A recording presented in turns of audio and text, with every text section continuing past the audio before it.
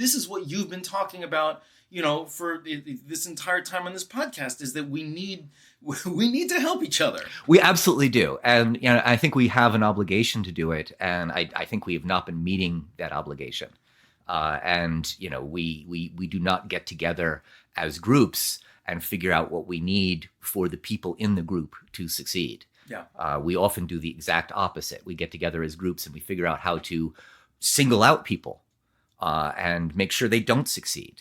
And that is, in many ways, our approach to anyone that is different. But I really wanted to separate out these ideas that are not well understood within psychology. We're just telling a story about narcissism that I think is, associated with the whole Judeo-Christian ethos and Greek hubris and morality, and that there's actually something that's happening with some people's brains that is a separate issue and could be conflated with it and really shouldn't be.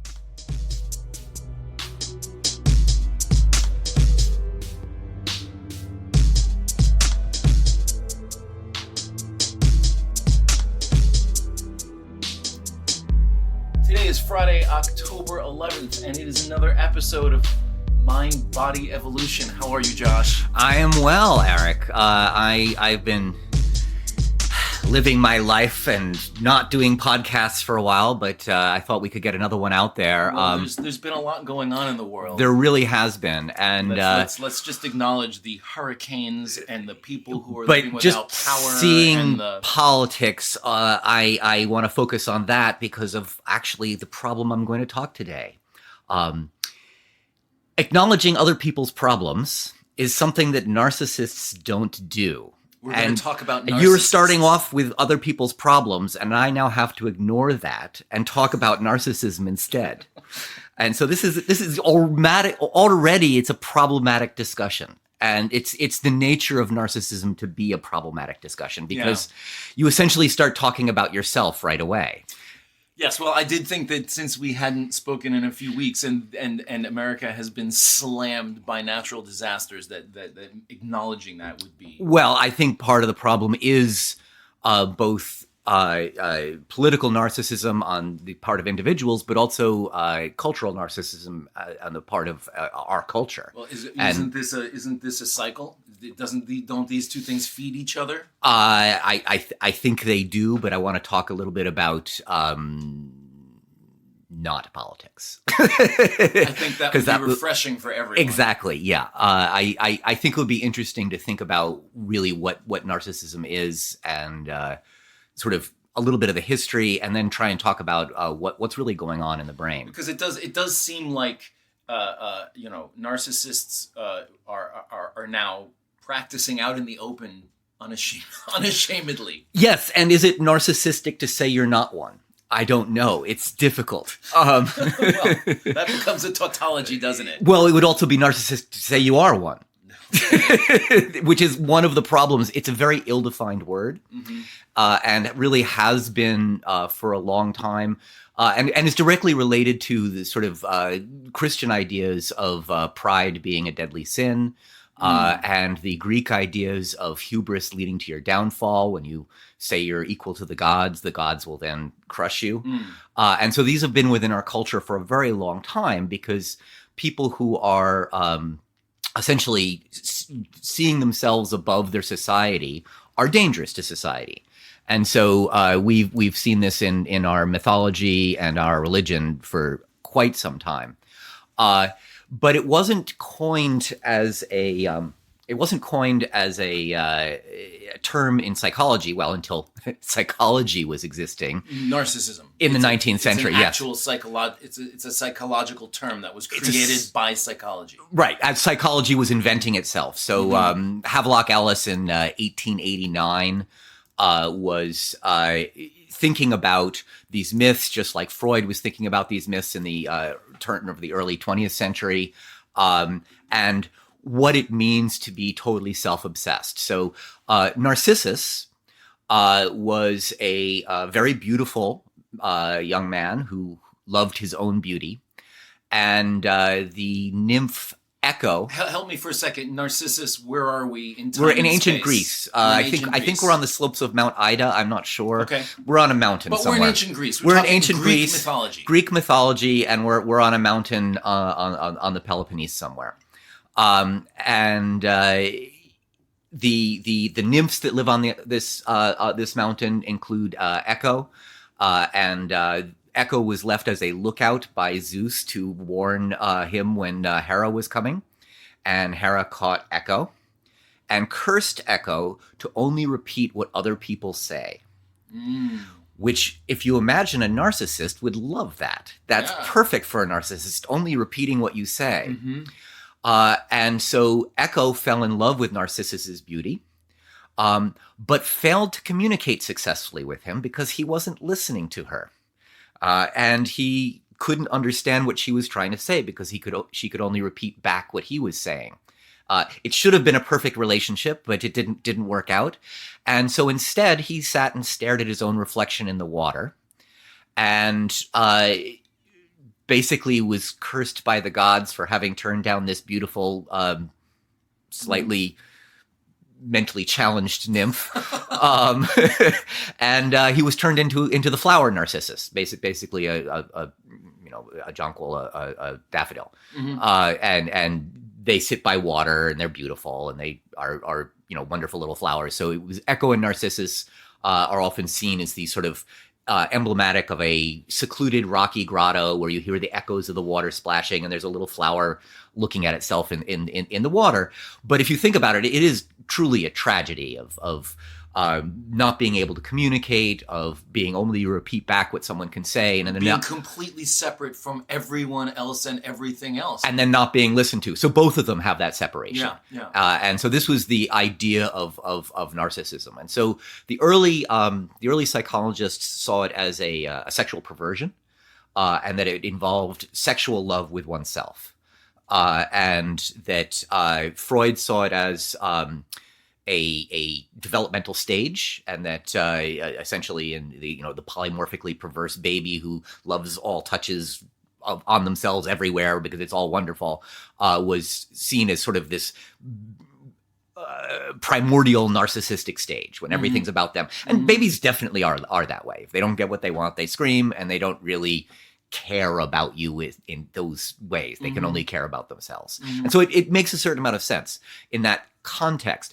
But remember, those people, Freud in particular, knew essentially nothing. They were doing more or less literary criticism on people.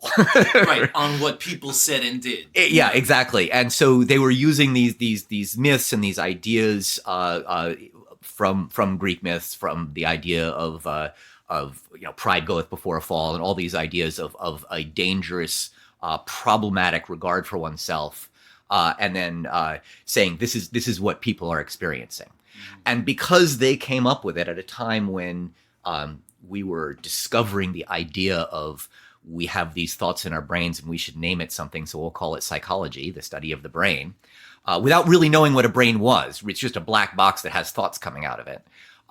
They became this sort of beginning of how we understand many of our ideas about what personalities are and how the brain works and how we talk to ourselves, but without any concept of what's really going on. So we started naming narcissism as any kind of negative trait involving self-regard, but without really ever fully defining it, because like say the hero in the hero's journey, you can define it, but it's not a great definition, and the more you define it, the more you're going to find things don't match that definition. So it's a very sort of generalized literary definition that psychologists are pretending is something real. And there are people advocating right now to have it removed from the DSM because it is so generalized. Yeah. Interesting. A slight aside, but it's not really, is if you remember the book Flatland, of course, I think that's the one that got it the most right. The narcissist was the point. Okay, and fair enough. He didn't, it wasn't that he lived with someone who echoed what he said. Anyone who said anything, he thought it originated from him.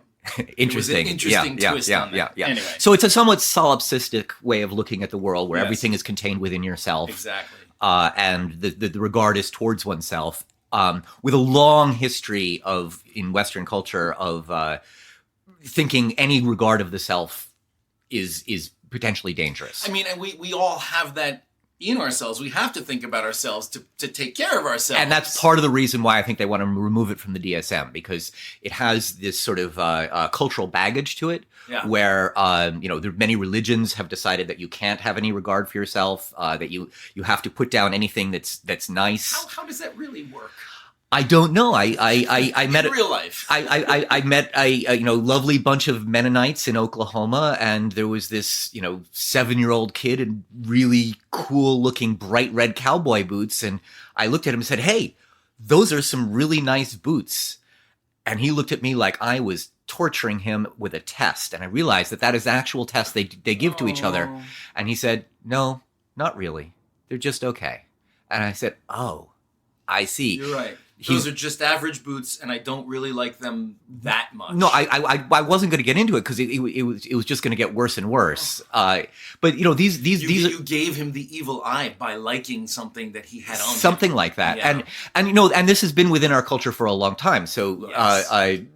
Caesar had someone walking next to him whispering things in his ear, so he wouldn't think he was too good for himself. Clearly, Brutus and the rest of the senators disagreed. So when I lived in Korea, anytime you got something good, if you bought a new car or you got a new suit, you had to, when you came into work, you had to give everyone a gift. So there's this feeling of not fitting in as being part of narcissism, and that's where I really wanted to get to the sort of neurobiology of it, because I think we are doing many of ourselves a disservice by taking this sort of Freudian story and placing it on what can be actual structural issues within the brain. So there's the brain itself and its structural format, and there's what our upbringing and our culture put on top of it. And there's an interrelationship between the two. Freud could only talk about what's happening within the culture. But now we're starting to understand that there's real physical things happening in the brain as well. And I think we've confused some of the aspects of the sort of traditional hubristic idea of narcissism with what is perhaps a neurobiological sort of difficulty in perception of the feelings of others. So, for example, autism might well be very similar in many cases to narcissism, in that it's very difficult to understand the feelings of others, to see the feelings of others. How does this play out? And I was thinking particular about some of the pathologies that are associated with changes in neurotransmitters. So ADHD with low dopamine, and the low serotonin being associated with being a psychopath, which is also not a real word. Very, very loaded language getting used in these things. But what we are starting to understand is that particularly with ADHD and autism, I think I've talked about it in another episode. These things that they call the default mode network. Yes, definitely. We had an episode on the default mode network. Yes. So these are parts of the brain that when you are daydreaming, your brain starts to think about itself. So it becomes like Narcissus looking at his picture in his reflection in the water. But this is a normal thing. How could the brain not? The brain's whole function is to model the whole world. How could it not eventually model itself? Like that's so we have task mode essentially when you're focused on a task, and you have default mode when you are not focused on a task. And then things still happen. And the brain doesn't stop using energy when this happens.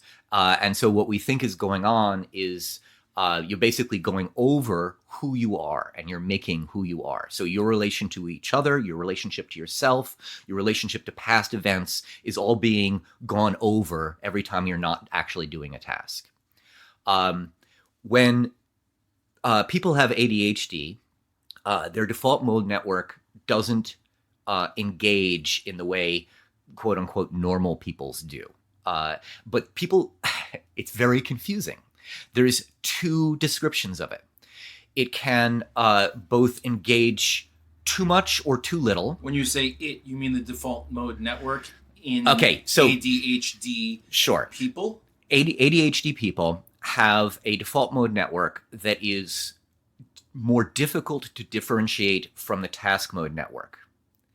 And so there are two schools of thought on this. One is that ADHD people have a poorly developed default mode network and they're always in task mode, or they have a poorly developed task mode network and they're always in default mode. And both of these things are in the literature and describing what is going on. And what's actually seen in the fMRIs, the brain imaging, shows that there's just very little differentiation. That the way ADHD people think is essentially the way they think whether they're doing a task or not. It's all woven together. It's all woven together in a way that's more integrated than it is in other people, which is one of the reasons why I tend to think of ADHD as being both, in some ways, a pathology, in that it's very difficult to accomplish tasks sometimes because you're not thinking the right way, but also somewhat of a superpower because you have a more integrated relationship between your own understanding of yourself and the things you're actually engaged in. If you can get past all the noise to create stuff, yes. And so one of the tests that they do to look at to see how this is all working is they have these response time tests where you see a little dot and you try and respond very quickly to the dot on the screen. People with ADHD don't do well on this, but also have very high variability. Sometimes they do better than other people. Most of the time they do worse, but there's a huge range within that. Meditation tends to improve this up to a point. So people who are regular meditators also have reduced default mode network activity. Interesting. So similarly to some of the things that one might see in the non-neurotypical, but with improved response time. So it's losing some of the negative aspects and sort of emphasizing the more focused part where you're even a little bit faster than normal, because now your brain is more integrated with the task that you're focusing on. Yourself and the task are so this more is integrated ADHD. together. How does this connect to? Okay, so I was mentioning that the default mode network is something that when there's problems with it, and particularly during autism, you have a harder time seeing the outside world and seeing other people. And so this can be confused with narcissism. Oh, so that if the default mode network is engaged more than in other people, you will look like you are self-obsessed because you're going over and you're. It's stranger than that. It's actually it's engaged. See, again, it's both. Yeah. It's both less and more. Yeah. People who are autistic have a hard time understanding other people, perhaps because they don't understand themselves, because their default mode network where they think about themselves isn't making the connection that other people are like them. But we all know true narcissists, and they're not autistic. No, absolutely. So this is what I'm trying to get at, is that our societal issues with narcissism often get mapped onto our societal issues with the non-neurotypical. Yeah. So the classic narcissist is often seen as a scientist who doesn't care about his subjects and who thinks they're right no matter what. Okay, I mean, in my mind, the classic narcissist is the person who, in the world, is respected and highly regarded, but in their family does not care and is not sensitive. I was doing some research on narcissism, and the very earliest definitions specifically involved an interview with a scientist in the 1930s and described him as narcissistic because he's like, I'm right and you're wrong, and your emotions mean nothing to me and will not influence my experiments, and I don't care what I do. And so, this can easily lead to the dark sides of science and goes very well with a lot of non-neurotypical scientists out there who have a hard time understanding other people's feelings. Yes. And a hard time having that kind of empathy. I could see how non-neurotypical people might go into the sciences in a larger number. It's a frequent occurrence. Yes. So I suspect that there is a component to it that is not itself narcissism, but can be viewed as it. And if you get the other psychological things that reward narcissism, would be very quickly rewarding it. So if you are well regarded as a scientist because you have no empathy, this might start pushing your career forward because you will do anything to a kitten. But then the question is, why do you not have any empathy? Well, you haven't encouraged it, right? So in many cases, or are you saying that there are structural issues in the brain? I'm saying both. I'm saying that there is some people think that you can create narcissists by spending too much time on your children. The more attention you pay on your children, the more narcissistic they will become. Other people say the opposite of that. Some people say we are becoming more narcissistic. I personally see the baby boom as the most narcissistic generation, and we're perhaps becoming less narcissistic. I would agree with they that. were literally known as the me generation. The only thing I don't like about bonfire of the vanities. The only thing I don't like about what you're saying is that if it's like ADHD where there's a structural issue, then it's not something that, like, when I've encountered narcissists and gotten close to them, I want to blame them for their narcissism. I don't want them to get a pass. It's just an emotional issue on my part. This is something as evolved primates we're on the lookout for. We're evolved to keep an eye out for Machiavellian manipulators who don't care about us and want to just move themselves forward. Yes, but it seems like a whole segment of the population seems to have lost touch with that part of humanity. They would accuse us of the same things. I don't get it. Anyway, now we're straying into politics. Exactly. That's what I'm trying not to do. I'm sorry.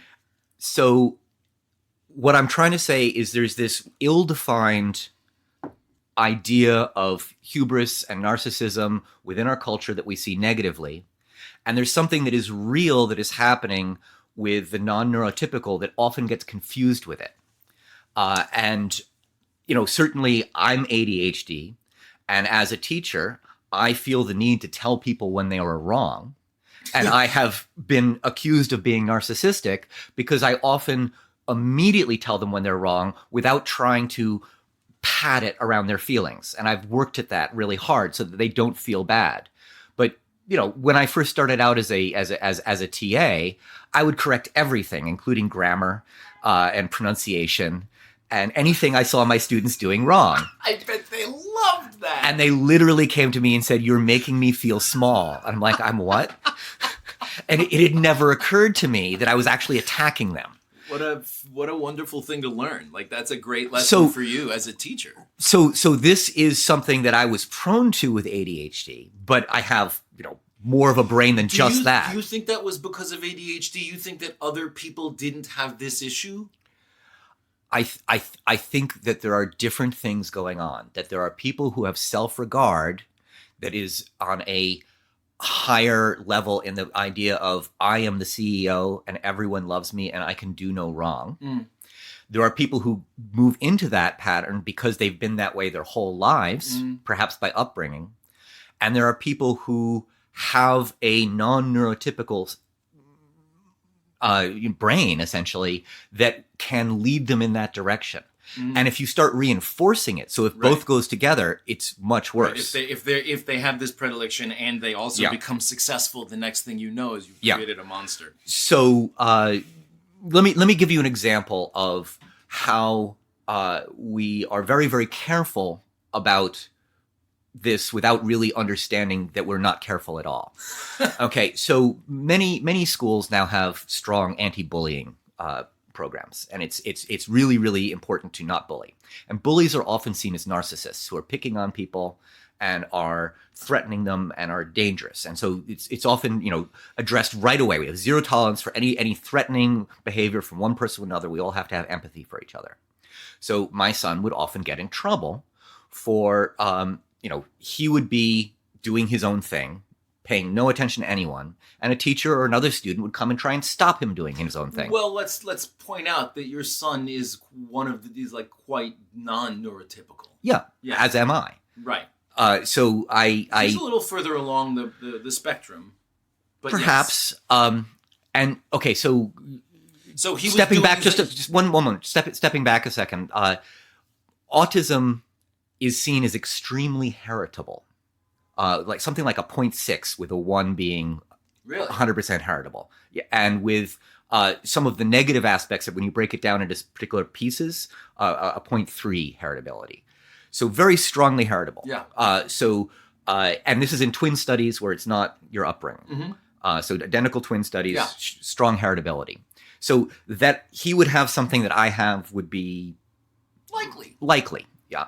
And one of the things that, he has difficulty doing is understanding what other people want to do. So if he's like sitting there playing with something and someone comes and messes with him and he's minding his own business, he's going to feel attacked immediately. Yeah.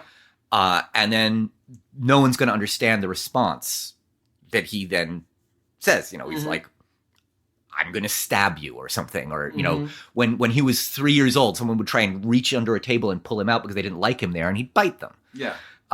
Because why would you do that? But people don't understand these things. Right. Well, why would you be under a table? Right. So anyway, at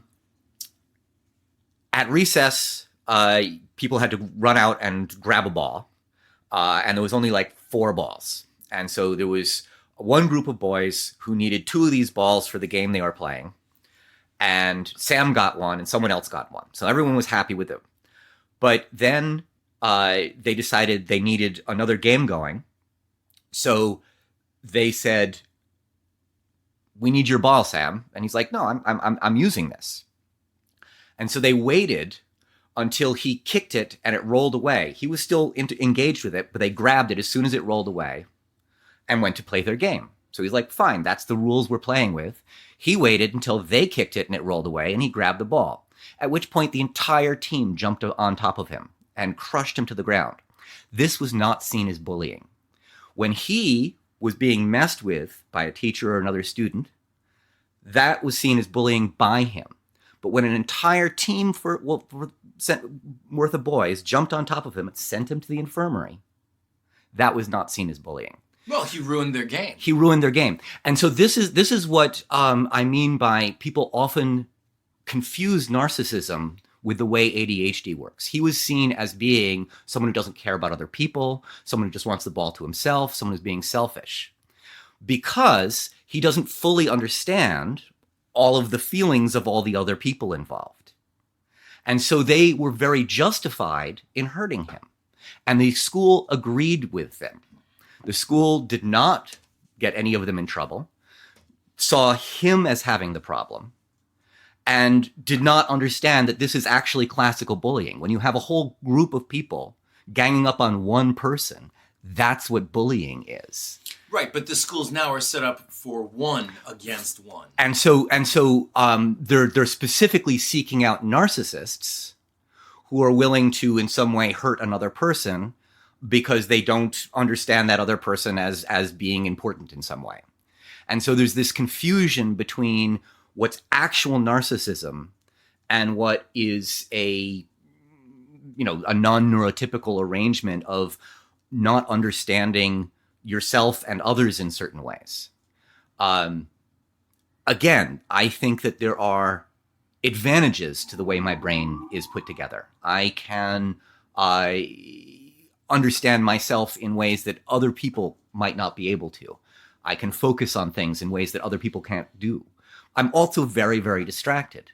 But I notice that when I'm driving, for example, I look at other people's driving and they basically just see what's in front of them. I'm watching 360. I know when the police are miles behind me and I'm getting out of the way, and I'm watching the rest of the highway not getting out of the way. So I don't consider myself narcissistic. I'm actually thinking about things in a wider sense. But many people would see the way I approach the world as narcissistic. I also have to say, though, that I have the privilege of having known you for a very long time, and you have been working on being a more aware and engaged person your entire life. Back in college, you were not perceived. It was not the same thing. Everything was different because you were younger and it was all new. Now, this is the outcome of somebody who has been studying how to live. Well, thank you. Think about someone like some of our presidents. I can see traits in both Bush and Trump that are clearly aligned with not being neurotypical. If you want to do, I'll give you a test on how to test if someone is not neurotypical. Ask them to put on a poncho. Look at that scene of Trump trying to put on a plastic poncho during the inauguration. I don't recall that. Not Trump, Bush. Yes. Bush I certainly don't recall that. Putting on a plastic poncho during the inauguration. He put it on upside down and backwards. He couldn't get it over his head. This is something that is almost universal. Like, it's like watching a 3-year-old put on a raincoat. And it is an absolute test. There's a couple of weird absolute tests out there for the non-neurotypical. Why is this? Can't tell you. It's like why do ADHD people like traps? We think about traps a lot. So you're saying it's just a thing. That non-neurotypical people have a hard time putting on rain ponchos pretty much in general. That's what you're saying. It's just a thing that I have noticed. That's so it's just like spelling. It's like other things that that people have problems with. There's one way to do it, and you're going to get confused if you're non-neurotypical. Exactly. And so I've seen this in many politicians, traits like this that I could associate with not being neurotypical. And that is what people tend to attack. Think about how much people attack Trump for his spelling as opposed to his pathologies. I would say there's at least as many issues with his spelling and his grammar and the way he presents himself as there are with his, lack of empathy for others and ability to destroy everything around him. I think that maybe in the past that was true, but now I think that I don't think anyone's talking about his spelling, but I see what you're saying. I definitely very often with his tweets, people bring it up all the time, Kofi and all those things. Kofefi. This is, yes. But at this point now, though, it's being used as like, well, we know this was actually him. Right. Because we can recognize the mistakes as like... Yes. What I'm saying is what people tend to attack is the parts that are the non-neurotypical, because as a society, we don't like difference. Yeah. What people tend to allow is the actual narcissism. Right. We tend to reward that part. Yes. And so we're very confused between these two things. The narcissism is the negative part, where if someone is having difficulty understanding the feeling of others, but you're raising them up and giving them more and more power so they realize, I don't ever have to think about others. That creates a real monster. Right, and whereas we also can't come up with a pill that stops you from thinking about yourself, because you need to continue to think about yourself in order to survive. Yeah, so talk about a spectrum. And so, we're aware of this as a society, which is specifically why I think Sam's school said, well, he learned a good lesson there when they all jumped on him. And so we're afraid of narcissists, and we tend to blame the non-neurotypical. We tend to see the scientist who is, cold and doesn't have a lot of friends and is sitting there working on his mice all the time as the example of the narcissist in many ways. We tend to see the politician with terrible spelling who can't put on a raincoat as that's the problem. And we'll show that in the comedy, rather than, Bush is signing memos that allow people to be tortured. We focus almost equally on his inability to put on a raincoat. And so we're very, very confused between some of the non-neurotypical aspects of it and the actual narcissism. And I wanted to go back a little bit to meditation. In relation to the default mode networks. Meditation also lowers default mode networks, where you're not thinking about yourself in quite the same way. But in general, at least the story goes, encourages empathy and encourages understanding in other people or between people, and increases focus and increases reaction time. So there's not just one way to think about how the default mode network is working and what it means, but I would say that it would be very interesting to try and separate out differences in default mode network by people who have actual pathological narcissism, dangerous people, people who have or who are not neurotypical, on the spectrum, autism, ADHD, this whole range where you also have issues with default mode network. And then what is it that meditation can do that is dealing with this idea of the default mode network when you're not thinking about yourself all the time? How is that going to address aspects of what is seen as narcissism? And this is certainly something I do in my own life every single morning as I'm meditating every single morning. I think it is helping me, but I don't have a control group of me. Yeah, right. And that's always the problem with all of these things, is that when Freud starts saying narcissists are sexually in love with themselves, which we've now left behind in this whole discussion, this is not. I think Trump may well be sexually in love with himself. Well, his recent comments. Yeah, but it's not how he acts. He acts like someone who's not actually just like touching his face all the time because he's so in love, right? He's not acting like someone who's needs to be institutionalized because of the levels of narcissism. But it's certainly very, very different from someone who's having difficulty with empathy because they're, say, on the spectrum and doesn't understand other people's feelings necessarily in the same way. And so we're very confused with these things. I do think narcissism might need to be removed from the DSM. The manual that psychologists use to diagnose people, I think is now sort of mired in this idea of the Western idea of hubris and the Western idea of pride, and understanding these things as negative, and then combining that with what happens when you have a politician who is destroying the world around him because he doesn't care about anything except himself. We're combining these ideas with our societal rejection of people who are not like us in many ways, and we're confused. See, what's fascinating though is that it's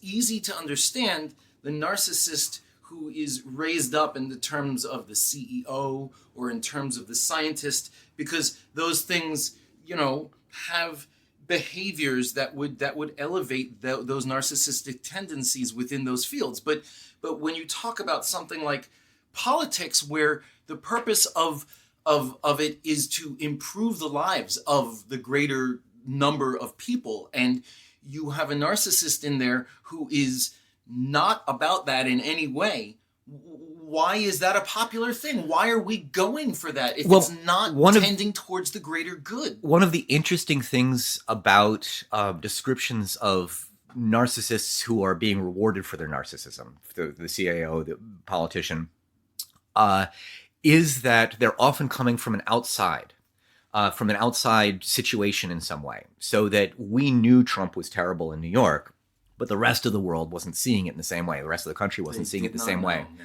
And so a CEO will often come from outside an organization, take over the organization saying, I am going to change everything and I'm great and I'm going to fix everything. And then it doesn't work very well. And they often fail and then move on to something else, where they're often then rewarded again with the control of another company. And so this has happened over and over again. Often it works very well with a leveraged buyout. Okay, so if you want to destroy a company, this is an effect of our non-neurodivergent penchant for short-term thinking. Short-term thinking. we don't want to think about the long term. And for following someone who says, we elevate the narcissist who talks to us and says, I can get this done now. Yeah, no, absolutely, exactly. So we want to be told that this is all going to work right away. And so the classic CEO narcissist act is to be hired by his friend bankers who loan him some money to buy a company, strip the assets, pay back the friend bankers, and fire everyone. Now there's no company and everyone has made money except for the workers and the town. To Red Lobster. Exactly. No, so this is a typical thing that can happen when you don't care about the people in your company. Someone who's within a company moving up is not going to behave that way. And the other thing is it's really easy to manipulate a narcissist. Think about how Putin is manipulating Trump.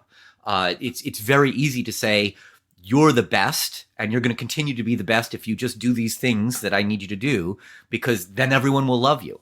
You put his name on the side of a building and he'll do whatever you want. and you attack his narcissism, and this is what Harris did during the debate. You attack his crowd sizes and people leaving his crowds, and he loses it completely. There are people who do not have control over themselves, and so I want to really separate what can be I think a heritable, actual condition in the brain that involves certain difficulties relating to other people, and what is absolutely a pathological condition that involves really abusing everyone around you, which is not the same as not understanding everyone around you. And that one can lead to the other, but you should not be looking at ADHD people as if they are narcissistic when they, walk past you in a crowd and bump into you and don't say sorry. Right. And that we often treat it that way. Well, I mean, something like that. It's the human instinct to say, well, what a creep. That stranger just bumped into me and kept going without saying a word. Yeah, no, I've had students who rushed into an elevator on the way to an exam, bumped into someone, rushed out, got to the exam. They're like, hey, what are you doing? They're like, hey, I've got to get to the exam. And rushed by. The student called security. Security came to my exam room and said, hey, this kid just, ran into someone and ran out. What's going on? I'm like, what are you talking about? And I realized that what he's talking about was this kid was really worried about the exam and could not see this other person. Yeah. Just that person didn't exist in that moment. In their world. Yeah. And I had to explain to the security guard that that's what was going on. And the security guard looked at me, so they're not like everyone. I'm like, that's correct. And he's like, oh. And the security guard got it right away. There's people who are not like other people. And they're not there because they're mean and awful people who are purposely plowing people down. But it reads that way to the normal people out there. The guard literally said to you, oh, they're not like everyone else. He actually said that? I can't tell you the actual words, but yes. They're like, could he be a little different? I'm like, he could be a little different. Wow. Yeah. So. And that made it okay. That made it okay. I was like, yes, he's in here. I'm on top of it. He's actually a good guy. See, in a situation like a school environment, there are caring people who can stop and talk and make these very subtle differences. But when you're out in the world and it's difficult, it's almost impossible. Yeah. And so we've placed this moral issue on top of something that's a brain issue. And so we often attack people. It could be a brain issue. But we often attack people who are having the moral issues for the brain issue. And so we attack Bush for his difficulties that are outside of his mission accomplished statements. We like what's obvious and easy. We like what's obvious and easy. And as a culture, we're very focused on punishing the different. And we see anything outside of the normal as a problem that needs to be addressed, and piling on Sam and sending him to the infirmary is a good lesson that he needed to learn. And we really see this as. I mean, and although I don't agree with it, it is a good lesson he needed to learn, because he needs to understand that if there's 20 kids playing with a ball, even if he thinks he's right, even if he is right, if he takes it, that will happen. That will happen again. So this is exactly the kind of stuff that people with this brain issue are not going to learn. Right. And so your point is that was not a lesson. That was not a lesson at all. It was just bullying. And this happens all the time. That people are constantly punished on behalf of society for doing something that they did not understand was attacking society. Yeah.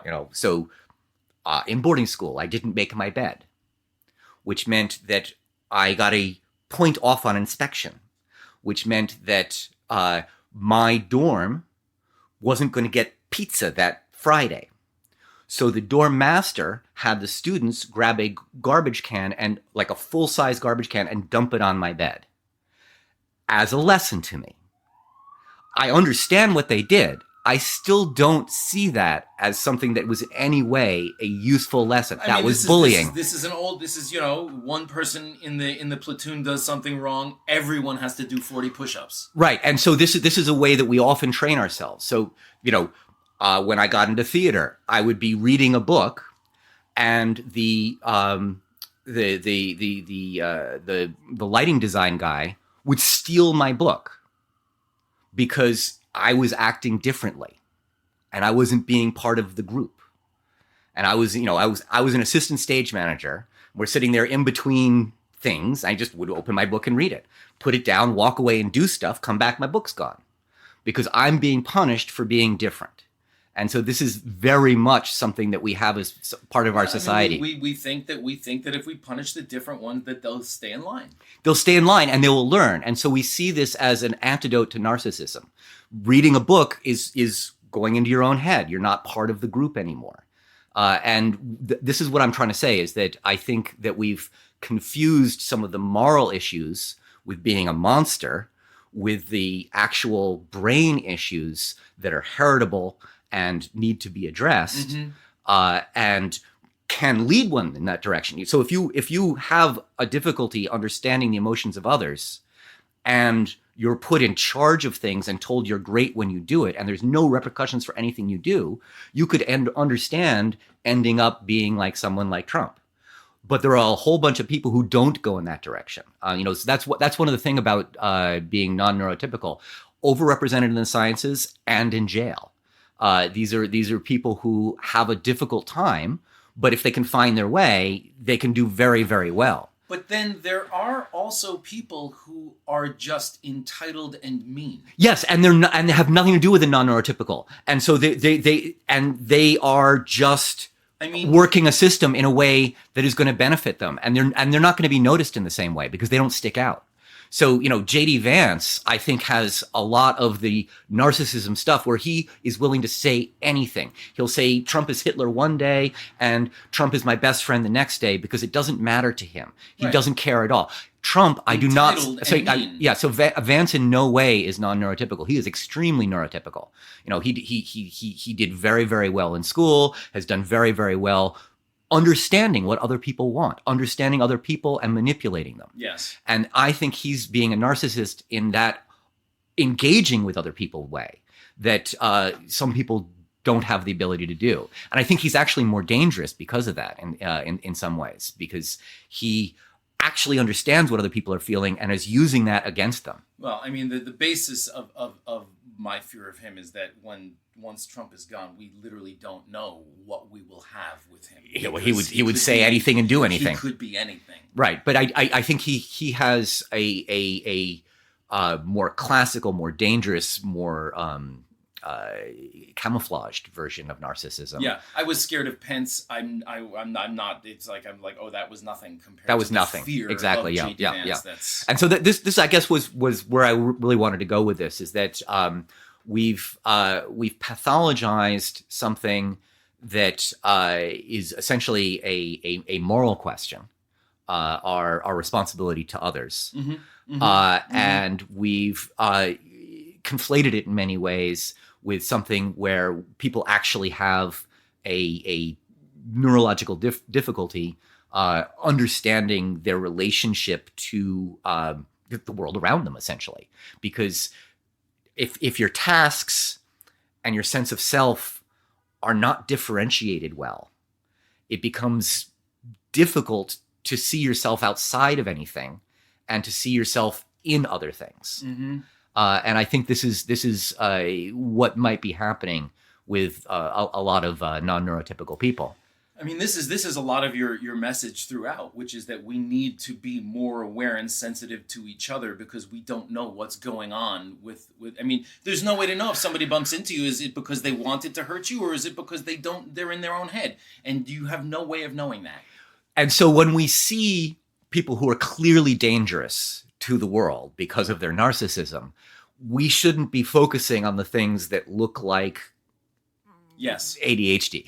Yes. Well, the media has kind of helped us with that, although it's a little late, but they're refocusing. But I mean, that was really, it's much more entertaining to focus on the things that look like ADHD than the things that are actually dangerous. Yeah. And I think we do need to be careful about people who have a non-neurotypical brain, on how we raise them and how we form people in our society so they can be top scientists and not go to jail. Right. But It's not through bullying. Bullying Yeah. is not the answer, Yeah. and it's often what we use, and we don't even see it. We have to understand that a whole bunch of people picking on one person is bullying. Yes, and I I have to say at this point that right now this entire conversation is moot unless everyone gets out and votes, because otherwise, if the election goes in one direction, we're going to be living in a world of bullying. It's just going to be bullying. The only way that we begin to deal with this issue that you're talking about is to vote in the correct way, where we actually have the opportunity to care about others. I guess so. It certainly seems to be one of the ethos of the own the libs kind of approach to macho republicanism. Is we must crush all opposition and only think about ourselves, and physical strength matters more than anything else. Party of narcissism. It's really led by its narcissist in chief. Right, but it's also, I mean, we've talked about this for years. Since Bush 43, we've been talking about helping people is hurting people. This Republican theme of helping people is hurting people. Like, you've been talking about this for years and years. And it's exactly that same kind of sort of societal bullying. When someone is left behind, the best lesson you can have is just let them hurt until they figure their way out of it. And you should just throw them out on their own. I hate to be talking political slogans, but it really is time to turn the page on that. Like, this is what you've been talking about, for this entire time on this podcast, is that we need to help each other. We absolutely do, and I think we have an obligation to do it, and I think we have not been meeting that obligation. We do not get together as groups and figure out what we need for the people in the group to succeed. Yeah. We often do the exact opposite. We get together as groups and we figure out how to single out people and make sure they don't succeed. And that is, in many ways, our approach to anyone that is different. Makes it real easy to define the group. Yeah, exactly. So we have a tendency to consider ourselves to be anti-narcissistic when we're actually being bullies in many ways. Isn't that convenient? Yeah, and I certainly saw very early on all the attacks on Trump's spelling as essentially bullying by the media. Oh, that's fascinating. Even though never even occurred to me a bit. Even though he was as bad as you could be, and that needed to be addressed. The parts that were being focused on were often the parts where I was quite sensitive to how people were attacking. Well, the first person who said this out loud that I can remember was Rachel Maddow. She said, "Don't look at what they say, look at what they do. Like, stop looking at what's written, stop looking at what they're saying, and start looking at what's happening." Yeah. And narcissists are able to work that group bullying dynamic. So they'll lead the group to attack someone masterfully. And they're often not the ADHD people. They're the ones who are the true narcissists who don't have a brain issue with understanding other people. They understand people very well. Intimately, and so it's how they're organizing the group to attack someone. And I actually would see, Vance doing that more than Trump. Well, I bet Trump does it flat out. He also does it, yeah. Beat the hell out of him. Well, I mean, this and absolutely, but it's he doesn't care who that person is at all. No. Whereas Vance would know, I think, a little bit about that person that they're being attacked. Anyway, this is just my imagination. But I really wanted to separate out these ideas that are not well understood within psychology. We're just telling a story about narcissism that I think is associated with the whole Judeo-Christian ethos and Greek hubris. And morality, and that there's actually something that's happening with some people's brains that is a separate issue and could be conflated with it and really shouldn't be. I hope that we can use this information and move forward with it in our social interactions, because it would certainly be helpful. Yeah. Well, thank you, Josh. Well, thank you. All right, folks, until next time. Thank you for listening to Mind Body Evolution with Dr. Josh Stout and Eric Burkell.